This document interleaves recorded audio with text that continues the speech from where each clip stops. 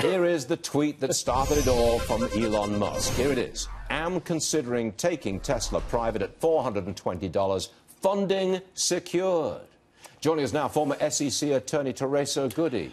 Am I right in saying that Elon Musk now has to prove that he does have investors ready to put that money in with the funding? He's got to prove that, hasn't he?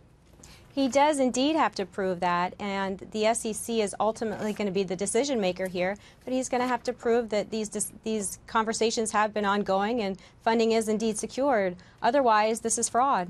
Now, has the process started already? I know you're a former SEC lawyer, but I would imagine that as soon as those tweets went out, the SEC, the red flags went up and they started asking questions. Am I right? Well, I would assume that the red flags are up already, so the SEC is probably watching. I don't know exactly what they're doing inside the building as of yet, but they're probably waiting to see how this transpires, what unfolds, and will likely be looking into it. Well, what about the use of the word considering? Am considering taking Tesla private. Considering. I don't think you're supposed to use that kind of expression when you're talking about a $72 billion deal, are you? Right. Well, he seems to be hedging a little bit and saying that he's considering it, the company is considering it. But still, when you make this kind of a big decision, it's really the biggest decision that a company is going to make, whether a public company is going to go private. That has to happen in a proper disclosure and something that's going to have the wide dissemination efficiently and fairly across the marketplace. Look, I'm reading, Teresa, I'm reading between the lines here of what you're saying, and it doesn't sound to me like you're really enthusiastic about what Elon Musk has done. He may be in some trouble here, right?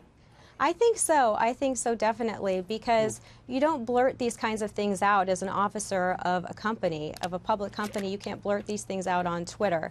There's specific disclosures that have to take place, and you have to do this in a wide, broad dissemination of information, and putting it up on Twitter doesn't meet those rules. So there's different regulations, Regulation FD, to make sure that the communication is appropriate. And then if you say anything that's not true, or you mislead in any way, or you omit material facts, which you're going to do in a tweet. A tweet is very small. So in a big transaction like this, it's nearly impossible to get all of the material information out in such a small amount of words. So very likely he omitted material information. But the SEC is ultimately going to be the decision maker here, but this is obviously an irresponsible and reckless use of Twitter by a CEO. Irresponsible and reckless use of Twitter by a CEO. That's pretty strong language there, Teresa Goody.